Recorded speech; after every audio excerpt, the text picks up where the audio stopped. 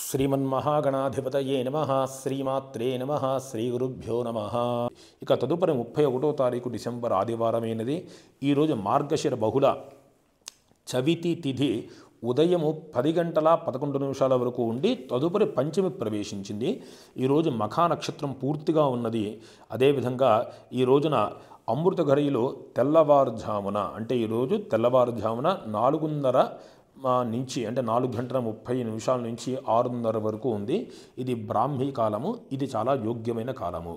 అదేవిధంగా ఈరోజు రాహుకాలము సాయంకాలం 4:30 నుంచి 6 వరకు ఉన్నది.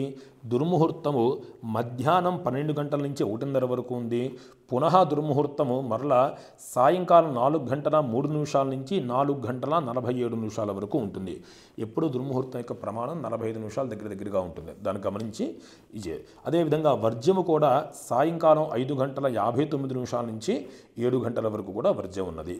ఈ సమయాన్ని దృష్టిలో పెట్టుకుని ఇది వదిలిపెట్టగా మిగతా కాలములు కూడా చాలా యోగ్యమైన కాలములు. వాటిలో ఏ క్రతువైనా మనం ప్రారంభించడం ఉత్తమము.